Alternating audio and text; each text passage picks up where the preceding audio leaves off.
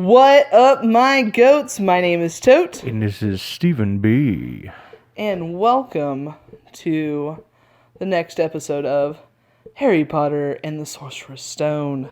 Okay, guys, this time we are going to be reading Chapter 5. If you don't have your hamburgers on you, that's alright. Just go ahead and watch the video twice, like we've talked about. Before we get started, do you want to go ahead and do your recap and your predictions? My recap for last week, we were able to meet Hagrid and found out that Harry's life is completely different than what he's lived so far. Mm-hmm. And that, he's a wizard now. His mom and dad are famous wizards, which we kind of touched base on the first chapter. So we knew it, but not Harry. So, and Could you imagine the mind mess that would make for you? To go from being this mildly abused to fully abused, cupboard dwelling individual to you're famous. Yeah. In a world that you didn't know existed. A world that doesn't exist as far as you know. You're be one of the most famous people in it. That would mess me up a little crazy. bit. Yeah? Yeah. You would be like, no. But I'm going to go back to my cupboard. I can't handle this. No, I definitely would have to change my circumstances. But it would be a mind mess for me. A mind mess. You betcha. Just be all messed up in the mind. It would be. Okay, so this chapter is called Diagon Alley. Any predictions? Oh, cover art. Time for cover art. Right there. Get you a load of that. I don't know if those look good at all. Oh, yeah, they do. They do? Okay. Yep. I could barely see them out the corner. Out of the corner? Out of the corner, yeah. Of, on the video? Yeah. So, when I'm holding up, there's just you, peeking through this side? I'm, doing awesome. This creepy thing around the book, Right, yeah. Hello. Clarice. Okay, so what do you think this one's going to be about? Well, based on the cover art, there's a chair. Yeah. I'm assuming Diagon is a person. Okay. So, I don't know if I actually know how Diagon Alley got named Diagon Alley. By Diagon. It's famous for Diagon. Which kind of sounds like Haagen-Dazs, but not sure. Diagon. Hey, there's one person that I'm hoping watches this episode. Did you know if you replace the I for an R, it spells dragon? There we go. Diagon Alley. But it's not. It's Diagon Alley. Okay, so there's going to be a chair in some guy named Diagon's alley. Yeah. I would imagine Diagon could be another famous wizard. We'll find out. Okay. Just for all those viewers out there that haven't read the books before, this is where you and Steve are on the same playing field. Yeah. Because this is where we actually stopped and went back to the first chapter and recorded. So. Yep. He legitimately has no clue what's going on. I don't know who Diagon is. I'm just going to say this. Now that, you're not playing like you don't know what the chapter's about. Yeah. You're going to have to up your game. Okay. You're going to have to... You're going to have to, put in some effort on these predictions. Okay. I'm just saying. Okay. You ready? Let's hear it. Okay. Chapter 5. Diagon Alley. Harry woke early the next morning. Although he could tell it was daylight, he kept his eyes shut tight. It was a dream, he told himself firmly. I dreamt a giant called Hagrid came to tell me that I was going to a school for wizards. When I opened my eyes, I'll be at home in my cupboard. There was suddenly a loud tapping noise. And there's Aunt Petunia knocking on the door, Harry thought, his heart sinking. But he still didn't open his eyes. It had been such a good dream. Tap, tap, tap. All right, Harry mumbled. I'm getting up. He sat up and Hagrid's heavy coat fell off him. The hut was full of sunlight. The storm was over. Hagrid himself was sleeping on the collapsed sofa, and there was an owl rapping its claw on the window, a newspaper held in its beak.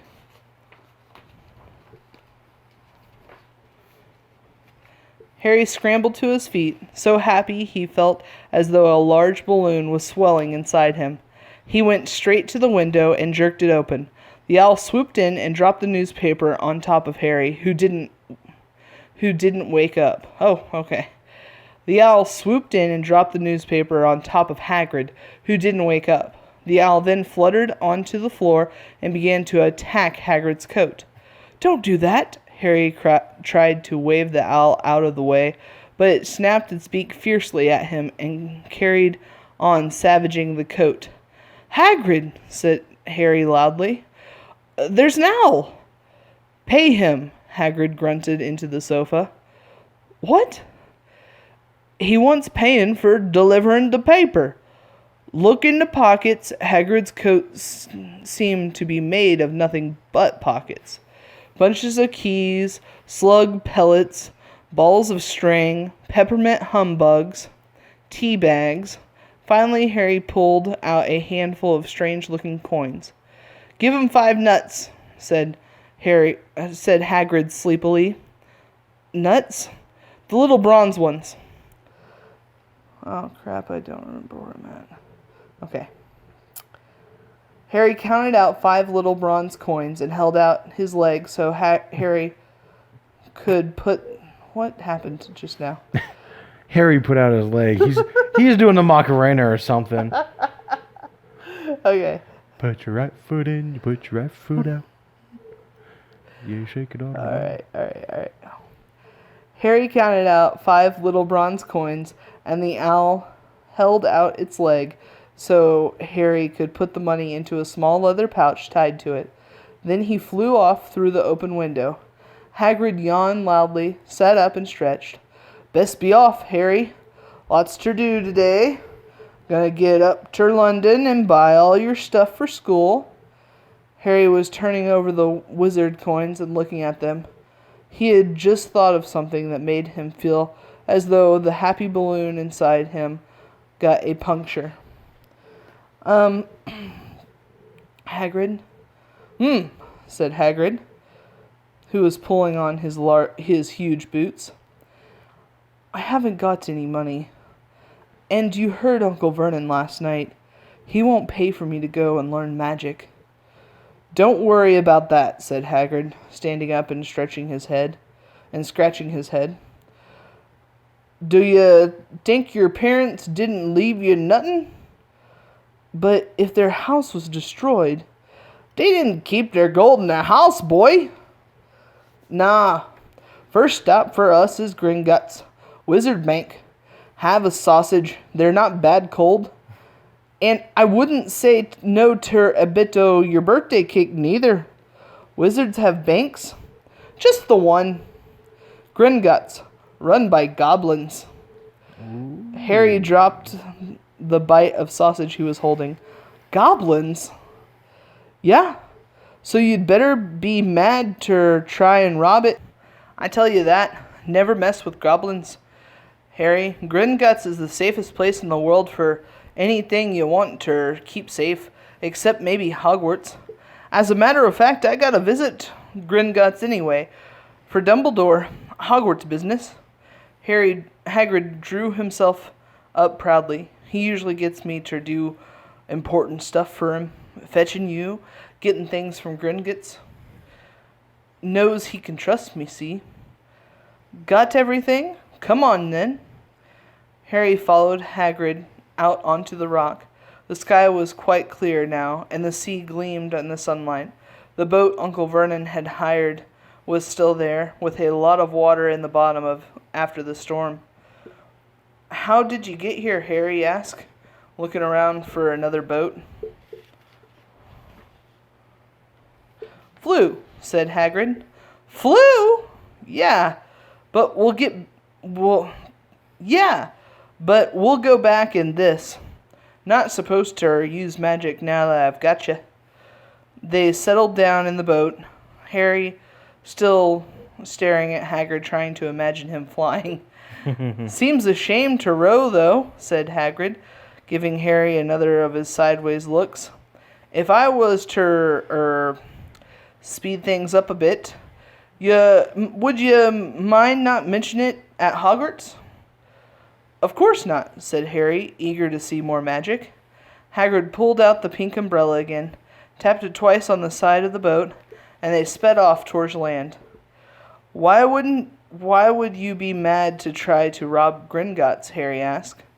Spells, enchantments, said Hagrid, unfolding his newspaper as they spoke. They say there's dragons guarding the high security vaults, and then you gotta find your way. Gringotts is hundreds of miles under London, see? Deep under the underground. You'd die of hunger trying to get out, even if you did manage to get your hands on something. Harry sat and thought about this while Hagrid read his newspaper, The Daily Prophet. Harry had learned from Uncle Vernon that people liked to be left alone while they did this, but it was very difficult. He'd never had so many questions in his life. Ministry of Magic messing things up as usual, Hagrid murmured, turning the page. There's a Ministry of Magic? Harry asked before he could stop himself. Of course, said Hagrid. They wanted Dumbledore for minister. Of course, but he'd never leave Hogwarts. So old Cornelius Fudge got the job. Blunger, if ever there was one. So he pelts Dumbledore with owls every morning asking for advice. But what does a Ministry of Magic do? Well, their main job is to keep it from the muggles that there's still witches and wizards up and down the country. Why? Blind me, Harry. Everybody be wanting magic solutions to their problems. Nah, we're best left alone. At that moment, the boat bumped gently into the harbor wall. Hagrid folded up the newspaper, and they clambered up the stone steps onto the street. Passerby stared a lot at Hagrid as they walked through the little town to the station. Harry couldn't blame them. Not only was Hagrid twice as tall as anyone else, he kept pointing at perfectly ordinary things like parking meters and saying loudly, "See that, Harry? Things these muggles dream up,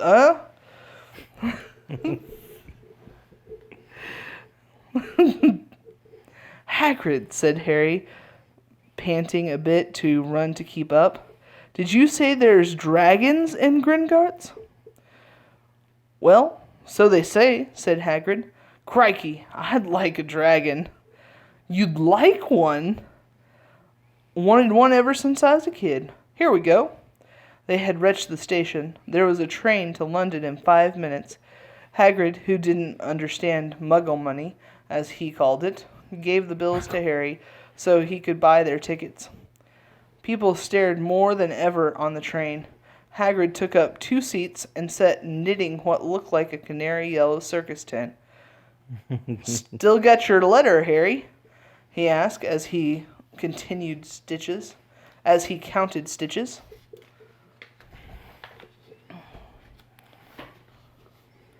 Harry took the parchment envelope out of his pocket. Good, said Hagrid. There's a list there of everything you need. Harry unfolded a second piece of paper he hadn't noticed the night before and read. Hogwarts School of Witchcraft and Wizardry. Uniform.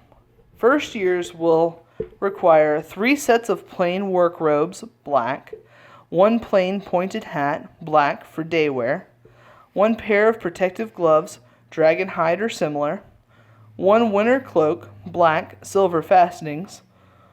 Please note that all pupils' clothes should carry name tags. Course books. All students should have a copy of each of the following. The Standard Book of Spells, Grade 1, by Miranda Goshawk. The History of Magic by Bathilda Bagshot. Magical Theories by Dalbert Wafflington. A Beginner's Guide to Transfigurations by Emmerich Schwitz. Schwitz? The Beginner's Guide to Transfigurations by Emmerich Schwitz. 1,000 Magical Herbs and Fungi by Fidelia Spore. Magical Draughts and Potions by Arsenius Jigger. Fantastic Beasts and Where to Find Them by Newt Scamander. The Dark Forces, A Guide to Self-Protection by Quentin Trimble. They almost sound like Under the Bleachers by Seymour Butts. Yeah, Like yeah, Quentin partially. Trimble and like Alberta Wafflington. You know, like there's just... Yeah, this It's stuff so is... close. This stuff should totally be written on a bathroom stall. These names and stuff. Oh, I was like... I feel like that's, you know, a cheap shot at Harry Potter. Like, No. I could write that on a bathroom stall. No, that's not what I was saying. Okay, good. Because I was about to kick you out. That's one. Strike one, okay. Well, are we going with American rules or cricket rules? Oh. Okay. Other equipment. 1 wand, 1 cauldron, pewter, standard size 2, a set of glass or crystal files, 1 telescope, 1 set brass scales. Student may also bring an owl or a cat or a toad. Parents are reminded that first years are not allowed their own broomsticks. Can we buy all this in London? Harry wondered aloud. If you know where to look, said Hagrid. I've gotten in a lot of sticky situations where it's like, I know a guy. I know a guy who sells wands. His name's Ollivander. Harry had never been to London before, although Harry seemed to know where... Oh, dude, Hagrid and Harry are too close together. And, like, I'm not wearing contacts for any of this reading, and it's getting ridiculous. Harry had never been to London before. Although Hagrid seemed to know where he was going, he was obviously not used to getting there in an ordinary way. He got stuck in the ticket barrier on the underground and complained loudly that the seats were too small and the trains too slow. I don't know how the Muggles manage without magic, he said, as they climbed a broken-down escalator that led up to a bustling road lined with shops. Hagrid was so huge that he parted the crowd easily. All Harry had to do was keep close behind. They passed bookshops and music stores, hamburger restaurants and cinemas, but nowhere that looked as if it could sell you a magic wand. This was just an ordinary street filled with ordinary people. Could there really be piles of wizard gold buried miles beneath them? Were there really shops that sold spellbooks and broomsticks? Might this not all be some huge joke that the Dursleys had cooked up? If Harry hadn't known that the Dursleys had no sense of humor, he might have thought so. Yet somehow, even though everything Hagrid had told him so far was unbelievable, Harry couldn't help but trust him. "This is it," said Hagrid, coming to a halt. "The Leaky Cauldron. It's a famous place." It was a tiny, grubby-looking pub. If Hagrid hadn't pointed it out, Harry wouldn't have noticed it was there. The people hurrying by didn't glance at it. The eyes slid from the big bookstore on one side to the record shop on the other, as if they couldn't see the Leaky Cauldron at all. In fact, Harry had the most peculiar feeling that only he and Hagrid could see it. Before he could mention this, Hagrid had steered him inside. For a famous place, it was very dark and shabby. A few old women were sitting in the corner drinking tiny glasses of sherry. One of them was smoking a long pipe. A little man in a top hat was talking to the old bartender, who was quite bald and looked like a toothless walnut. The low buzz of chatter stopped when they walked in. Everyone seemed to know Hagrid. They waved and smiled at him. The bartender reached for a glass, saying, "The usual, Hagrid?" "Can't, Tom. I'm on Hogwarts business," said Hagrid, clapping his great hand on Harry's shoulder and making Harry's knees buckle. "Good Lord," said the bartender, peering at Harry. "Is this... could it be?" The leaky cauldron had suddenly gone completely still and silent. "Bless my soul," whispered the bartender. "Harry Potter. What an honor." He hurried out from behind the bar, rushed towards Harry, and seized his hand, tears in his eyes. "Welcome back, Mr. Potter. Welcome back." Harry didn't know what to say. Everyone was looking at him. The old woman with the pipe was puffing on it without realizing it had gone out. Hagrid was beaming. Then there was a great scraping of chairs, and the next moment Harry found himself shaking hands with everyone in the leaky cauldron. "Doris Crockford, Mr. Potter. Can't believe I'm meeting you at last. So proud, Mr. Potter. I'm just so proud. Always wanted to shake your hand. I'm all of a flutter. Delighted, Mr. Potter. Just can't tell you. Diggle's the name. Daedalus Diggle." "I've seen you before," said Harry, as Daedalus Diggle's top hat fell off in his excitement. "You bowed to me once in a shop." "He remembers!" cried Daedalus Diggle, looking around at everyone. "Did you hear that? He remembers!" Do you remember where we saw Daedalus Diggle before in this book already? No, not necessarily. Are they the ones that were shooting stars? Yeah. Over somewhere the south part of London, I guess? I don't Britain? know whereabouts it is, but it was Kent. Kent. Shooting stars in Kent? I bet that was Daedalus Diggle. He never had much sense. Sounds like no sense at all. God. Harry shook his hand again and again. Doris Crockford kept coming back for more. A pale young man made his way forward, very nervously. One of his eyes were twitching. "Professor Quirrell," said Hagrid. "Harry Potter, Professor Quirrell," said Hagrid. "Harry, Professor Quirrell will be one of your teachers at Hogwarts." Potter," stammered Professor Quirrell, grasping Harry's hand. "Can't tell you how pleased I am to meet you. What sort of magic do you teach, Professor Quirrell?" "Defense against the dark arts," murmured Professor Quirrell, as though he'd rather not think about it. Not that you need it, Potter?" He laughed nervously. "You'll be getting all your equipment, I suppose.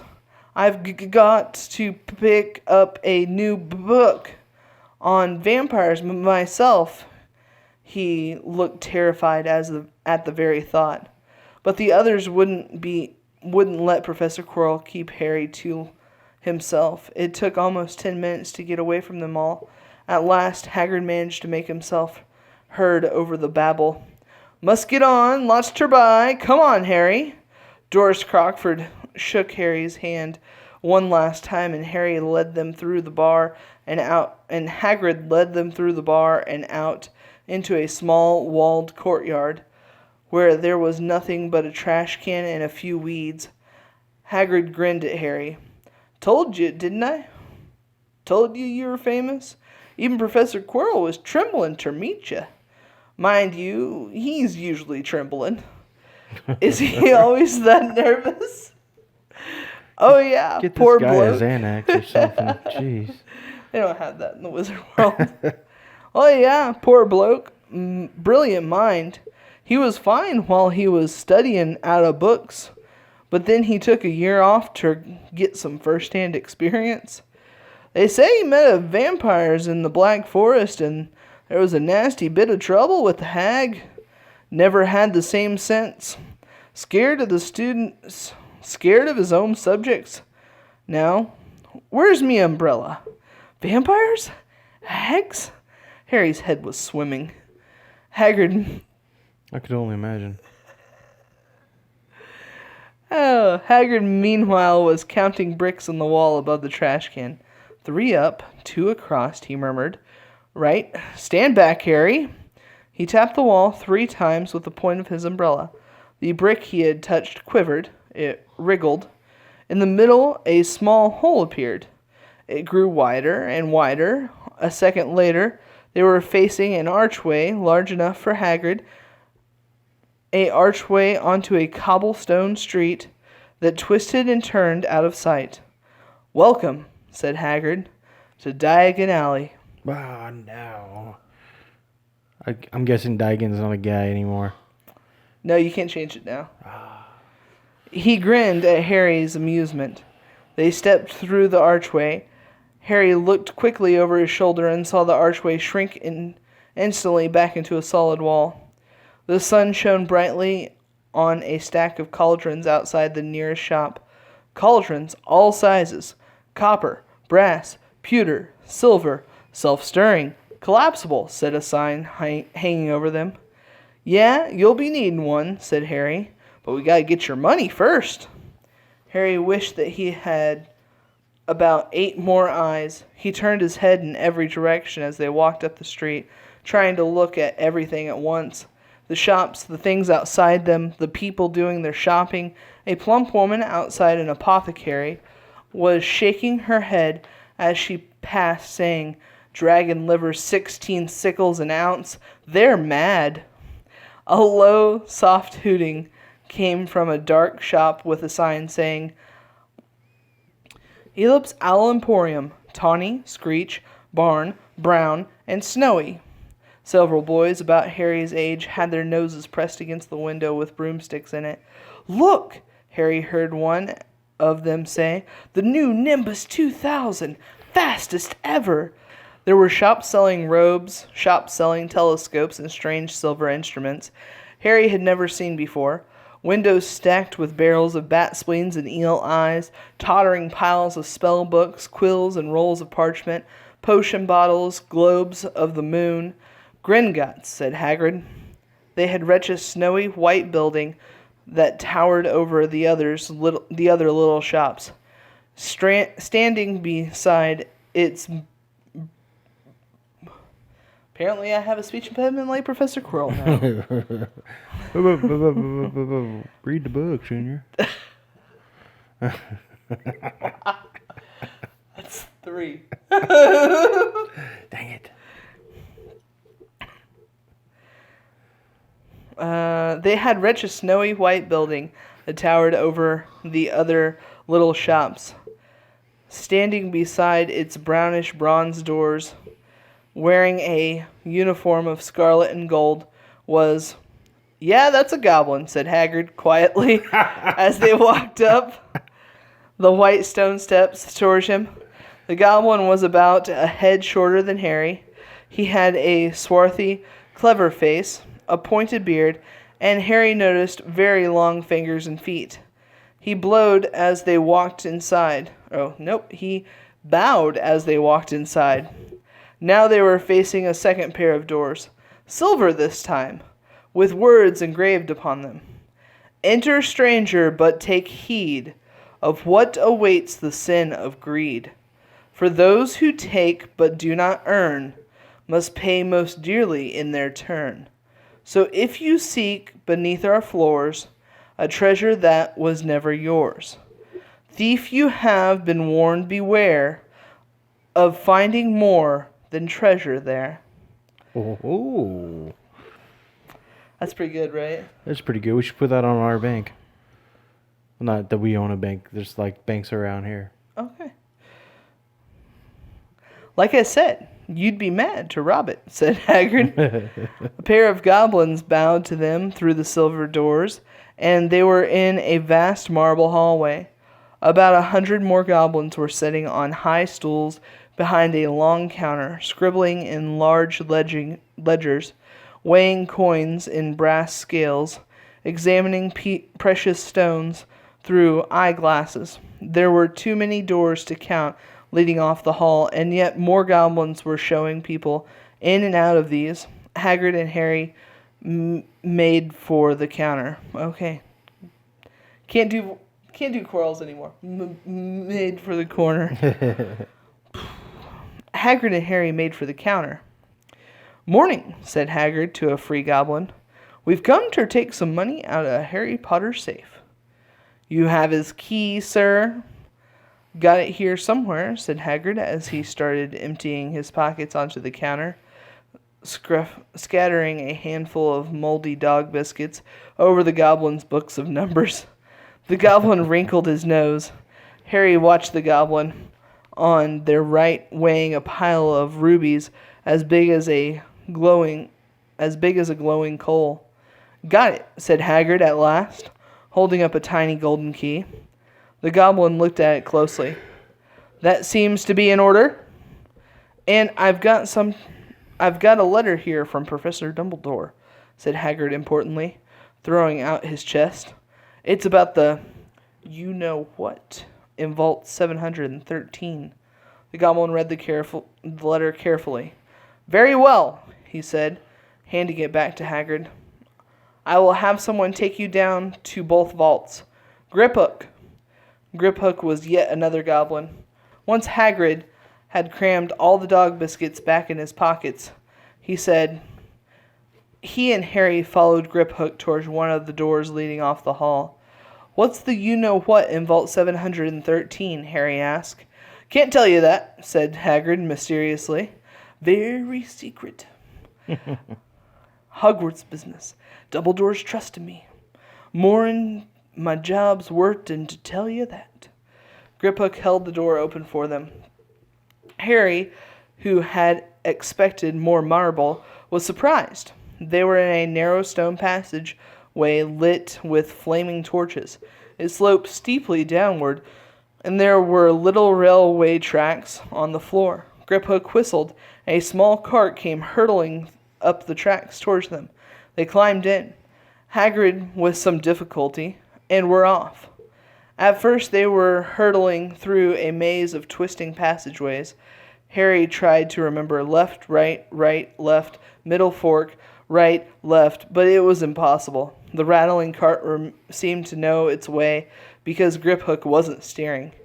Harry's eyes stung as the cold air passed them, but he kept Harry's eyes stung as the cold air rushed past them, but he kept them wide open.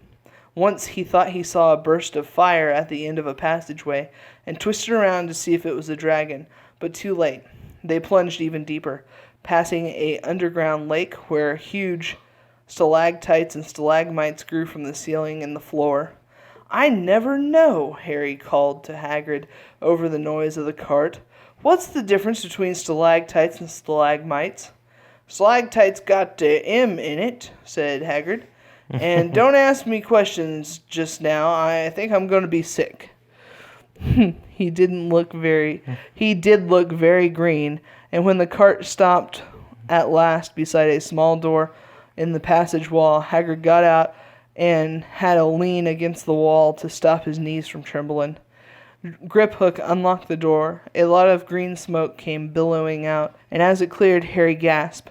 Inside were mounds of gold coins, columns of silver, heaps of little bronze nuts. "All yours," smiled Hagrid. All Harry's. It was incredible. The Dursleys couldn't have known about this, or they'd have had it for them faster than blinking. How often had they complained about how much Harry cost them to keep, and all the time there had been a small fortune belonging to him buried deep under London. Hagrid helped Harry pile some into a bag. "The gold ones are galleons," he explained. 16 silver sickles to a galleon and 29 nuts to a sickle. It's easy enough, right? That should be enough for a couple of terms. We'll keep the rest safe for you." He turned to Griphook. "Vault 713 now, please, and can we go a bit more slowly?" "One speed only," said Griphook. They were going even deeper now and gathering speed. The air became colder and colder as they hurtled around tight corners. They went rattling over an underground ravine, and Harry leaned over the side to try and see what was down there in the dark bottom. But Hagrid groaned and pulled him back by the scuff of his neck. Vault 713 had no Vault 713 had no keyhole. "Stand back," said Griphook importantly. He stroked the door gently in one of his long fingers, and it simply melted away. If anyone but a goblin from Gringotts tried that, they'd be sucked through the door and trapped in there, said Griphook. "How often do you check to see if anyone's inside?" Harry asked. "About once every 10 years, said Griphook, with a rather nasty grin. Something really extraordinary had to be inside this top-secret vault, Harry was sure, and he leaned forward eagerly, expecting to see fabulous jewels at the very least. But at first he thought it was empty. Then he noticed a grubby little package wrapped up in brown paper laying on the floor. Hagrid picked it up and tucked it deep inside his coat. Harry longed to know what it was, but knew better than to ask. "Come on, back in the infernal cart, and don't talk to me on the way back. It's best I keep my mouth shut," said Hagrid. One wild cart ride later, and they stood blinking in the sunlight outside Gringotts. Harry didn't know where to run first, now that he had a big bag full of money. He didn't have to know how many galleons there were to a pound to know that he was holding more gold than he had had in his whole life, more money than even Dudley had ever had. "Might as well get your uniform," said Hagrid, nodding towards Madame Malkin's robes of all occasions. "Listen, Harry, would you mind if I slipped off for a pick-me-up at the Leakery Cauldron? I hate them Gringotts carts." He did still look a bit sick, so Harry entered Madame Malkin's shop alone, feeling nervous. Madame Malkin was a squat, smiling witch dressed all in mauve. "Hogwarts, dear," she said, when Harry started to speak. "Got the lot here. Another young man being fitted up just now, in fact." In the back of the shop, a boy with a pale, pointed face was standing on a footstool, while a second witch pinned up his long black robes. Madame Malkin stood Harry on a stool next to him, slipped a long robe over his head, and began to pin it to the right length. "Hello," said the boy. "Hogwarts, too?" "Yes," said Harry. "My father's next door buying my books, and mother's up the street looking at wands," said the boy. He had a bored, drolling voice. "Then I'm going to drag them off to look at racing brooms. I don't see why first years can't have their own. I think I'll bully father into getting me one, and I'll smuggle it in somehow." Harry was strongly reminded of Dudley.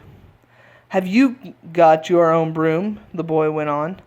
"No," said Harry. "Play Quidditch at all?" "No," Harry said again, wondering what on earth Quidditch could be. "I do. Father says it's a crime if I'm not picked to play for my house, and I must say, I agree."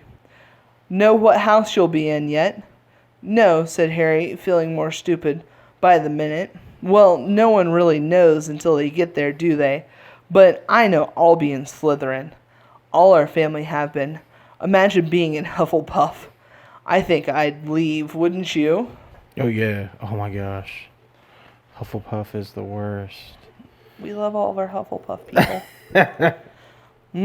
Said Harry, wishing he could say something a bit more interesting. "I say, look at that man," said the boy, silently nodding towards the front window. Hagrid was standing there, grinning at Harry and pointing at 2 large ice creams to show he couldn't come in. "That's Hagrid," said Harry, pleased to know something the boy didn't. "He works at Hogwarts." "Oh," said the boy, "I've heard of him. He's a sort of servant, isn't he?" "He's a gamekeeper," said Harry. He was liking the boy less and less every second. "Yes, exactly. I've heard he's a sort of savage. Lives in a hut on the school grounds, and every now and then he gets drunk and tries to do magic and ends up setting fire to his bed." "I think he's brilliant," said Harry coldly. "Do you?" said the boy with a slight sneer. "Why is he with you?" "Where are your parents?" "They're dead," said Harry shortly. Boom. He didn't feel like going on into the matter with the boy. "Oh, sorry," said the other, not sounding sorry at all. "But they were our kind, weren't they?" "They were a witch and wizard, if that's what you mean. I really don't think they should let the other sort in, do you? They're just not the same. They've never been brought up, brought up to our ways. Some of them have never even heard of Hogwarts until they get their letter. Imagine. I think they should keep it to the old wizarding families. What's your surname, anyway?" But before Harry could answer, Madame Malkin said,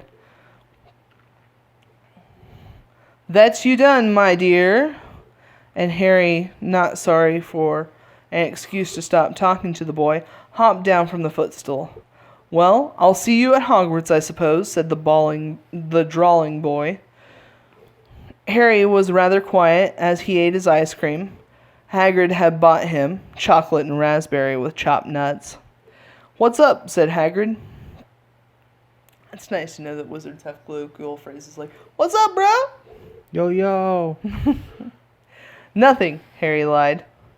If he said it like I just said it, Hagrid knew something was up. "Nothing."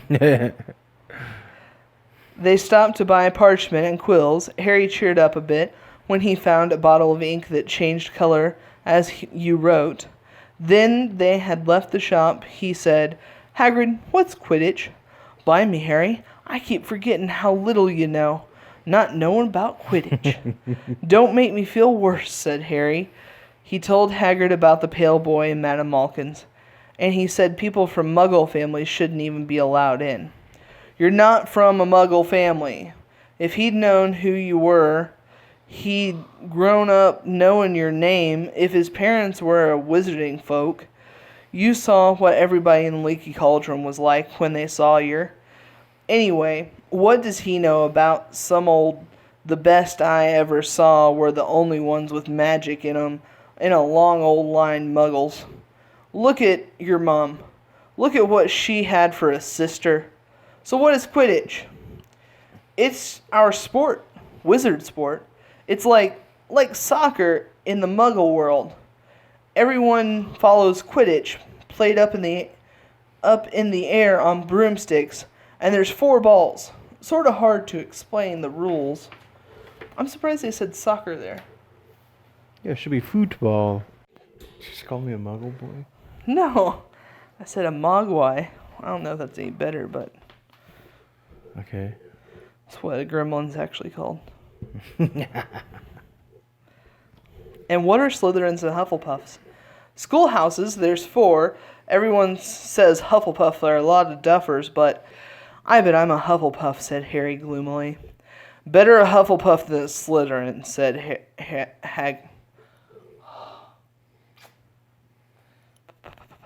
Professor Quirrell.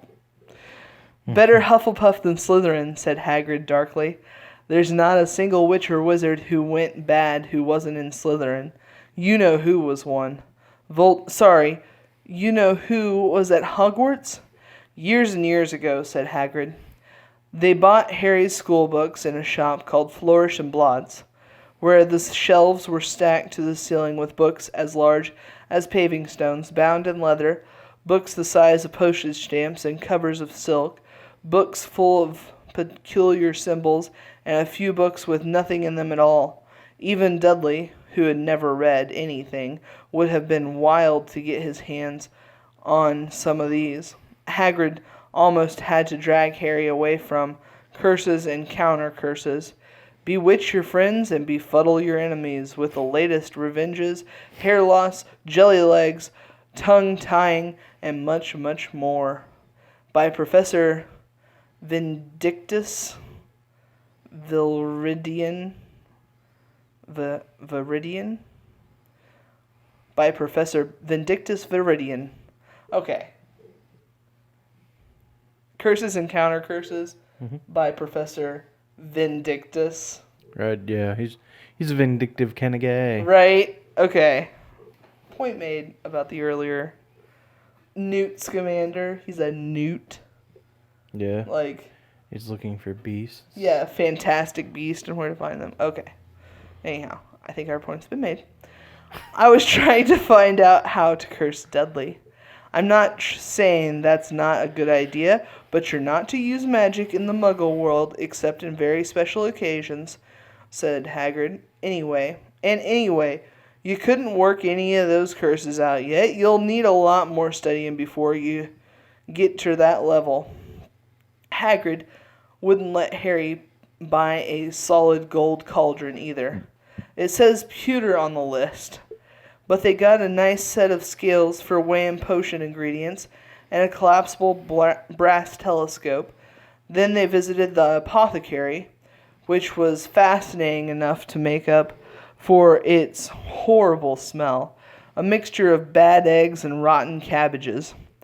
Barrels of slimy stuff stood on the floor, jars of herbs, dried roots, and bright powders lined the walls.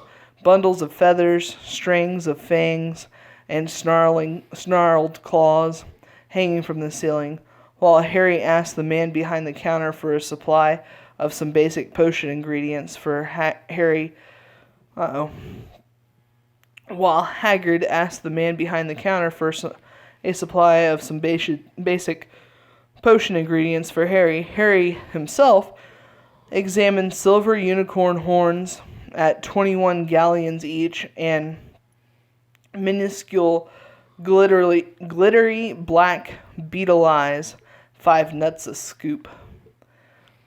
Outside the apothecary, Hagrid checked Harry's list again. Just you one left. Oh yeah, and I still haven't got you a birthday present.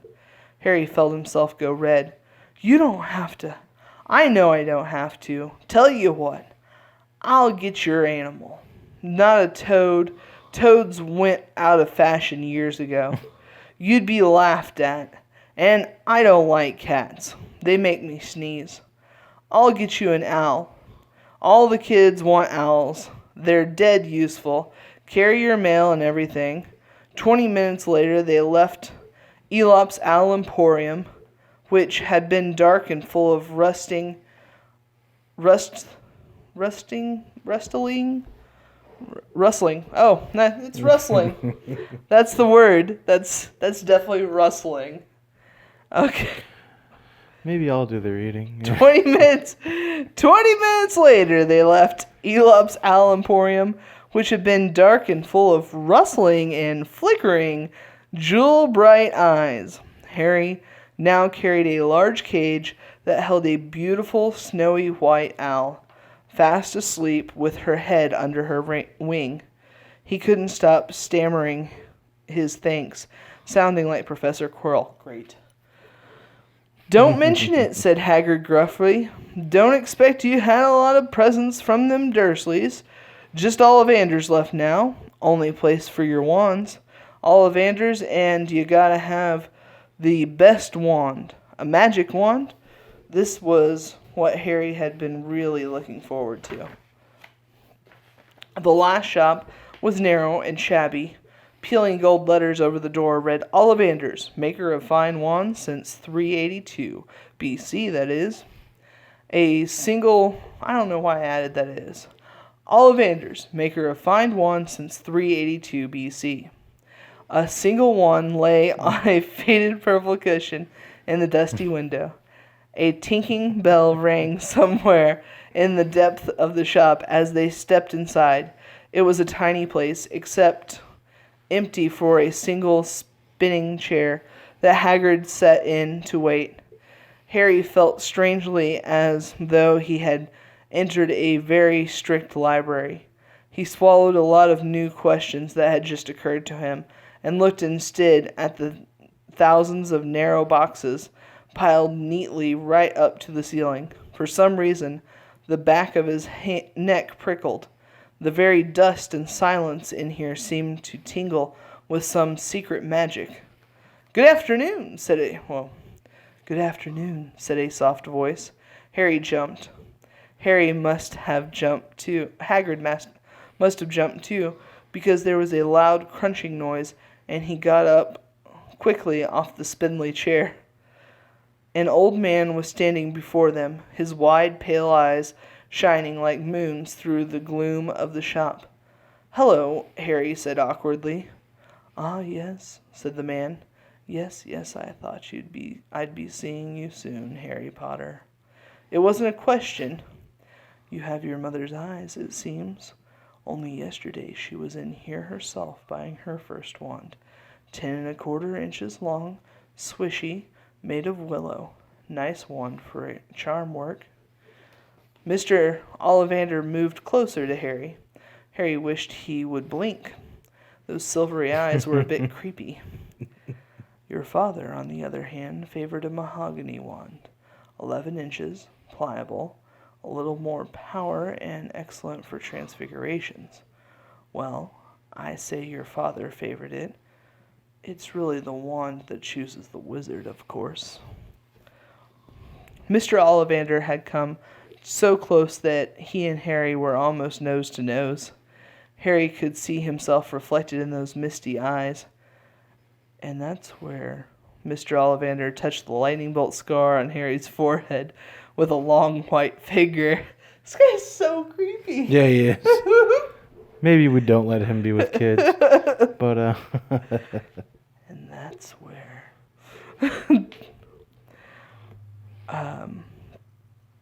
I'm sorry to say I sold the... Oh, no. I'm sorry to say I sold the wand that did that, he said softly. 13 1/2 inches. You, powerful wand, very powerful, and in the wrong hands. Well, if I'd known what that wand was going out into the world to do. He shook his head, and then, to Harry's relief, spotted Hagrid. "Rubius! Rubius Hagrid! How nice to see you again. Oak, 16 inches. Rather bendy, wasn't it?" "It was, sir, yes," said Hagrid. "Good wand, that one. But I suppose they snapped it in half when you got expelled," said Ollivander, suddenly stern.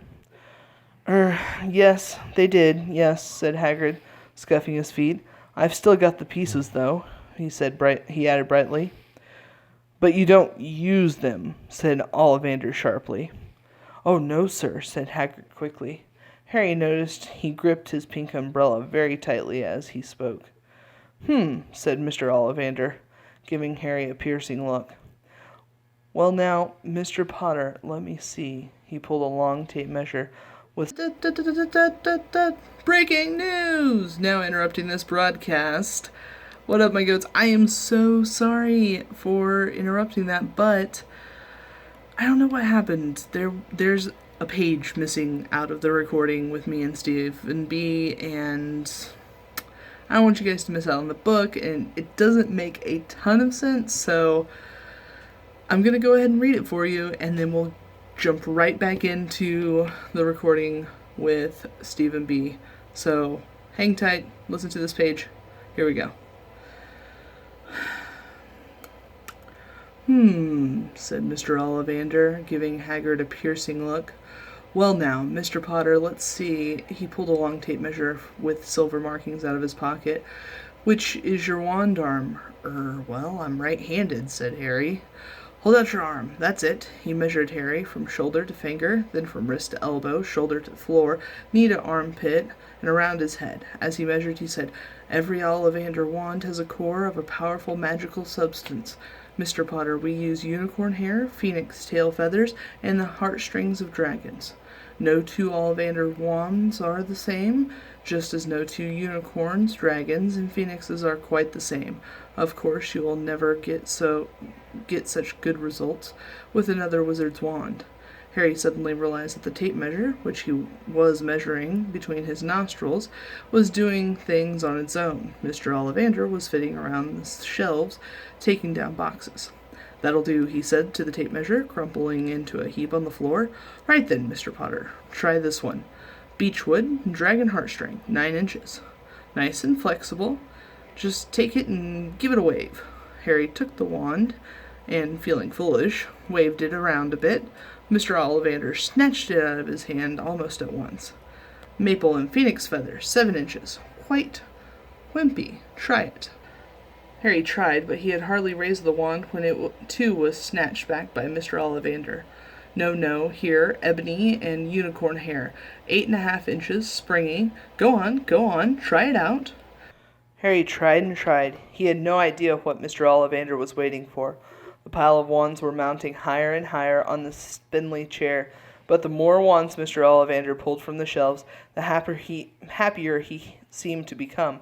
Tricky customer, hey? Not to worry. We'll find the perfect match. Here somewhere. I wonder now. Yes, why not? Unusual combination. Holly and phoenix feather, 11 inches, nice and supple. Harry took the wand. He felt a sudden warmth in his fingers. He raised the wand above his head, brought it swishing down through the dust air, and a stream of red and gold sparks shot from the end like a firework, throwing dancing spots of light on its walls. Harry whooped and clapped, and Mr. Ollivander cried, "Oh, bravo! Yes, indeed! Oh, very good! Well! How curious! How very curious!" He put Harry's wand back into its box and wrapped it in brown paper, still murmuring, "Curious! Curious!" "Sorry," said Harry, "but what's curious?" Mr. Ollivander fixed Harry with a pale stare. "I remember every wand I've ever sold, Mr. Potter. Every single wand. It so happens that the phoenix, whose tail feather is in your wand, gave another feather. Just one other. It is very curious indeed that you should be destined for this wand, when its brother, gave you that scar." Harry swallowed. "Yes, 13.5 inches. You. Curious indeed how these things happen. The wand chooses the wizard, remember. I think we must have expected great things from you, Mr. Potter. After all, he who must not be named did great things. Terrible, yes, but great." Harry shivered. He wasn't sure he liked Mr. Ollivander too much. He paid 7 gold galleons for his wand.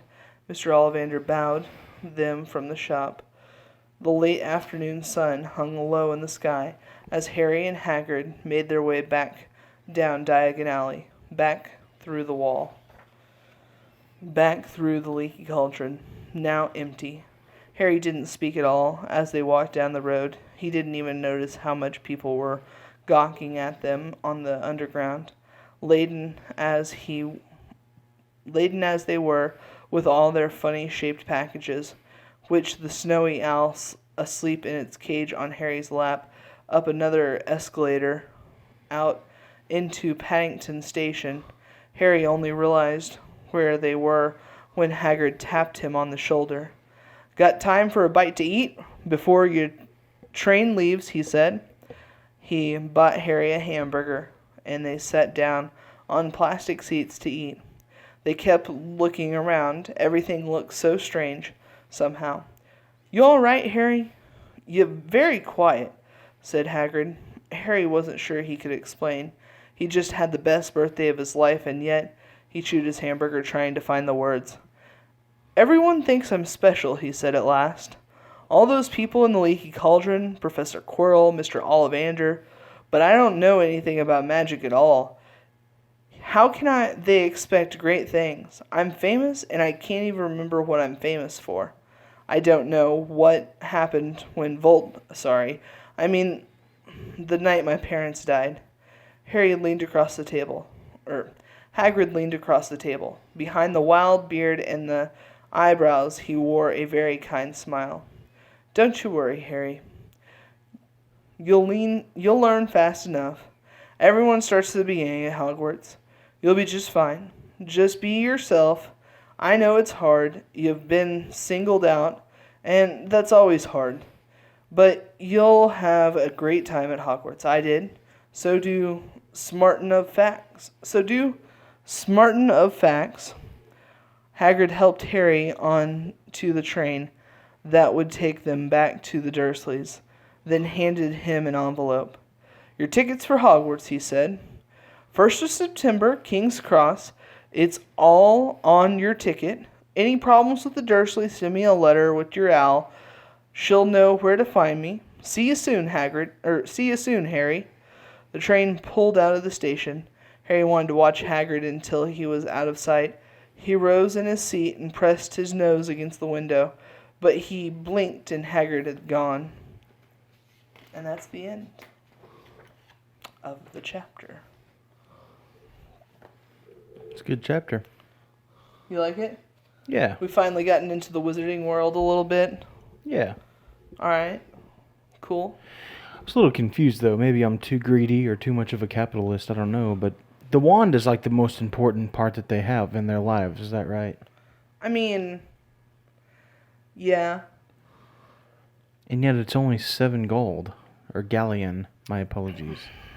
Right. You would think that the most important thing in your life would cost a little bit more.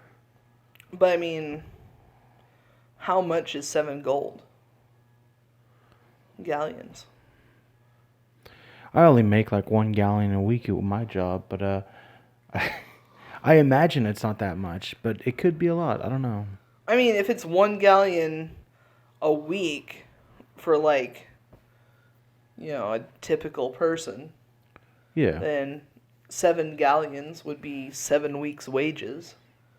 It'd be almost 2 months' wages. It seems like quite a bit. I mean, they say the average engagement ring is 3 months' wages. So. Yeah, but if you look at a house, which I think most people would agree is the most important purchase of your life, that's like 30 years of income. Not exactly, but you pay on it for a long time. It's not. It depends who you are and what house you're buying, really. True. There's True. a lot of factors that go into that, but True. But I understand. I mean, what you're saying. Yes, wands are important, and like typically, like he said in the book, that if you use somebody else's wand, it doesn't work as well. Mm-hmm. But like wands can be passed down from one wizard to the other. I see. So like, I don't know. I look at it as a piece of jewelry. Like how expensive a piece of jewelry. And Ollivander's not the only guy that sells wands. And I don't think he has a lot of money that goes into his wands. It's just labor cost. And it's his labor cost. And like, I think that's also his passion in life. And if you remember right, they described Ollivander's establishment as being like kind of the shabbiest of all the establishments. It was like over around a corner, and it was like the letters were peeling off. So I really don't think his markup's very good. Yeah, he's probably not the number one person that everyone goes to. Actually, Ollivander's is the number one person in London. You hear about him a lot. He's an amazing wand maker. It's just I don't think he's selling his stuff for as much as he probably should. Okay. So maybe he's just humble. I think he's in love with his work too much. That type of thing. Possibly. And I think he's a bit of a creeper. Yeah, he's definitely different. Another thing, I might be wrong on this one, but we only know how much he sold the wand to Harry for, so maybe there's something going on about how he sold the bad guy the same wand, or the wand's brother, so maybe he feels guilty or something. Yeah. I guess there's also that thought of like the turnover rate from when he makes a wand to when he sells it, because like he said that he sold that wand's brother 20 years ago at least. Probably more than that. Right. So if you think about it, like, that he at least had the core to Harry's wand 20 years ago. Right. Well, I guess the Phoenix could give him feathers at different times, but I feel like if you sell a wand that has a certain Phoenix's tail feather in it, and then you don't go back to that Phoenix after you figure out what happens with it. You're like, bad Phoenix. He's a bad one. We're not doing that. So, I feel like we got a really good sense of, like, the wizarding world and Like, oh my gosh, if I could just be a hobo on Diagon Alley, just would love my life. But I feel like you get like this very grand sense of the wizarding world Right. just immediately, which I've often thought about this, but like because we're American, like is that just how all of Britain looks, and then like it's really not that special? Maybe. I've only flown over it. I've never actually hung out in London. Yeah. So you don't know. I was pretty close. So I landed in London one time, so it was pretty close. But it looked normal. Were you on a broomstick or? The airplane was basically made of wood, so it was kind of like a broomstick. Okay, right on, right on. I screamed a lot. I bet. So I've often wondered if like things wouldn't be quite as magical in the books if we were British. But I feel like there's a lot of British people who like love Harry Potter, so there's that. Anyhow, guys, next time we'll be reading the 6th chapter, which is the journey from platform 9 3/4. And in that chapter, I highly recommend you go to wherever your local candy shop is and buy some of the Harry Potter candy. I know that in this book, or in this chapter, they will mention chocolate frogs and Birdie Bot's every flavored beans, which I think I'll get you some so you can try them out this next chapter. I think I'm getting scared all of a sudden. It's very exciting. I'm looking forward to it quite a bit now. All right. It's definitely gonna happen. So we got to thinking about it, and we asked you to leave us a comment last time, and we didn't ask the question we should have asked. Yeah, we kind of didn't address the elephant in the room. Yeah. So you want to ask it?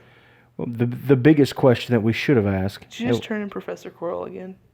Bubba? Biggest question we should ask. The biggest question we should be asking here is the elephant in the room, which is, how would you respond to everything you've ever known in your life is completely wrong? You know, now you're this famous wizard. Now you're filthy rich, and like everything's changed for you. I feel like I'd respond so well. I don't know anybody that would cry about this, but I might. It would be tears of joy, but I might. But like, you know, you find out that that magic is real. It's not just something David Copperfield does. It's actually a real thing. Wouldn't that mess your mind up, I imagine? So No, I'd be like, I knew it! Yeah. I knew it! I knew it all along! So that's what I think we should leave comments on is, what would you do? Okay. You know, would you take everything and run? Yeah. You know? Straight to Diagon Alley. Straight to my pile of gold. Just live in there for a while? Yeah. 10 Just years? like Scrooge McDuck. just counting my galleons. I don't even know how their money system works. It seems to be very confusing. Did you notice that? Yes, I did. It's like, what is it? 16 sickles to a galleon and 22 canuts to... Yeah, something like that. Okay. I don't 17 know, and but 24, I I think. think that's right. Yeah. So... Very confusing. Yes. They're in Britain, and you would think they'd use a metric system of some sort. Oh, no. Yeah. They went straight American with that. They were like, oh, we're also going to use feet and inches. Like, yeah, that's definitely how they went. But, all right, guys. So next time, frog spawn, chocolate frogs, and Birdie Bot's every flavored bean is what I recommend. I'm going to get some for this guy.